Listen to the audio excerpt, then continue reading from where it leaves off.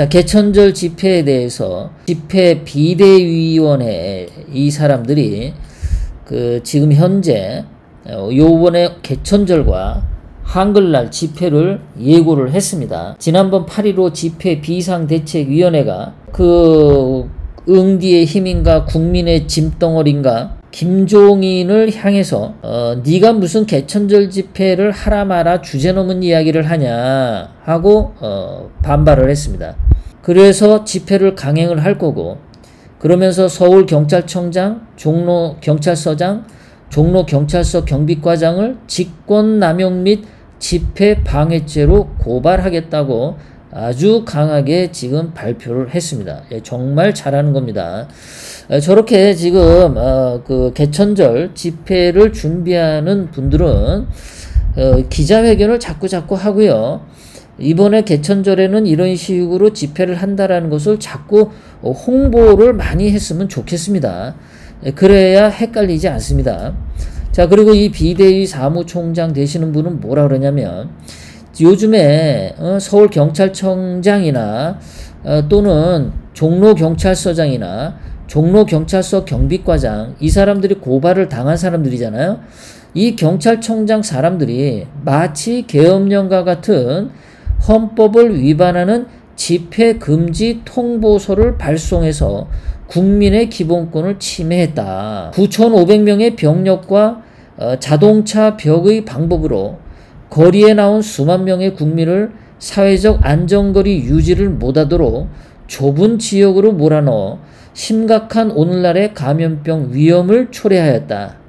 그것이 다 서울경찰청장의 책임이다. 그리고 국민의 통행의 기본을 억압했다. 그리고 구상권은 이러한 경찰에게 요구를 해야 되는 거지, 광화문 집회에 참석한 사람들에게 요구해서는 안 된다 라고 이렇게 강한 이야기를 했습니다. 아주 잘하고 있습니다. 자, 이번에 개천절 때 광화문 일대 12곳에 집회 신고가 들어왔고요. 거기에 참여한 인원을 예상을 합치면 3만 명이 넘는다고 합니다. 자, 광복절 집회에 참여했던 단체들은 정광훈 목사님 재수감에 반발해서 어떤 수를 써서라도 집회를 강행하겠다는 입장이어서 경찰들하고 충돌이 예상된다. 자, 그 다음에 이 비대위의 사무총장이 뭐라고 얘기했냐면, 광화문 집회, 이 광화문 광장을 막으려는 어떠한 기도에도 단호하게 헌법으로 맞설 것이다 라고 기자회견을 했습니다.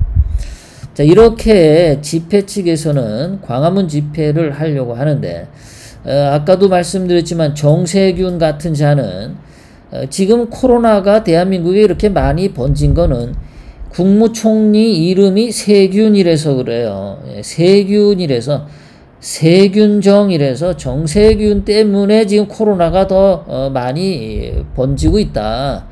뭐 사실 그렇게 번지는 것도 아니지만 정세균 때문이다. 정세균이 국무총리 사퇴하면 대한민국 코로나는 그날로 다 종식된다. 그렇게 생각을 합니다.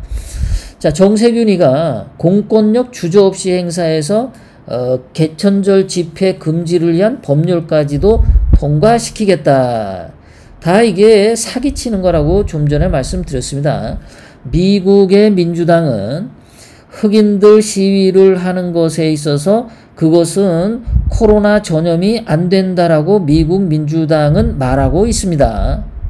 그런데 한국의 민주당은 왜 그 시위를 금지하는 법률을 통과시키려고 하나요? 왜 미국 민주당과 한국 민주당은 정반대의 해결책을 말을 하고 있나요? 다 사기치는 거다. 정치적으로 귀에 걸면 귀걸이고 코에 걸면 코걸이식으로 행동하는 거다. 자, 이렇게 진실이 이러할진데 김문수 지사, 전 지사, 이분은 정말 이분은 말이죠. 왜 이딴 방송을 하나 모르겠어요. 개천절 어떻게 하나, 개천절 집회 안 했으면 좋겠다. 뭐 이딴 방송을 했는데, 아니 일단 저분이 자기의 레벨이 뭔지를 지금 모르시는 것 같아. 자기가 사회적으로 어느 정도 레벨에 자기가 있는지를 망각하는 것 같아요. 저분이 나름 뭐 열심히 애국 운동 하시는 분인데, 저런 말을 하시기 전에 일반 그냥 저 같은 뭐 이름도 별로 없는 사람들은 뭐 이렇게 떠드나 저렇게 떠드나 별 영향력이 없지만 그래도 김문수 전 지사 아닙니까? 국회의원도 했었고 이런 분들은 말 한마디 할 때 굉장히 조심해야 돼요. 그러니까 개천절에 집회를 안 했으면 좋겠다 이런 말을 그냥 하지 말고 그 8.1 그 개천절 집회 비상대책위원회 이런 사람들하고 좀 전화 통화 같은 것 좀 해서 상황이 어떤지 좀 물어보고 좀 신중한 그 자세를 취해야지. 아직도 개천절이 많이 남았는데 왜 벌써부터 김문수는 초치는지 이해를 못하겠습니다. 저는 김문수 전 지사야말로 죽음을 무릅쓰고 개천절 집회에 앞장서야 된다고 생각해요. 왜 그러냐? 지금 좌파들을 키워내고 좌파들의 멘토 역할을 했던 게 김문수 전 지사잖아요.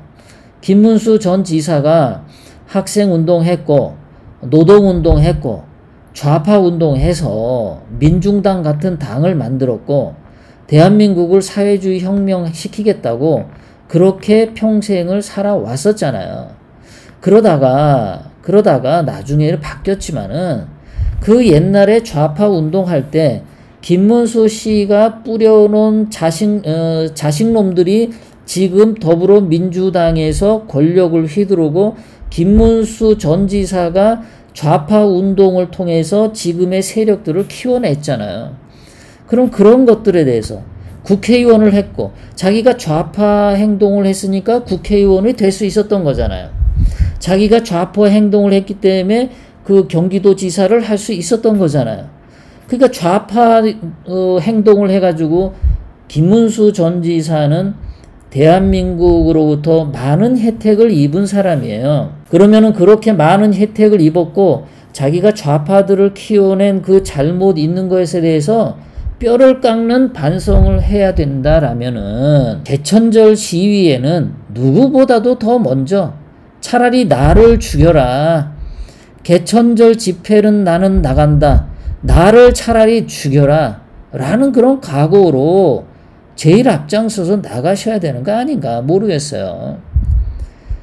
대한민국 국민들의 세금으로 국회의원 돈 받고 지금도 그 연금 받지 않습니까? 매달 국회의원 연금 매달 받잖아요.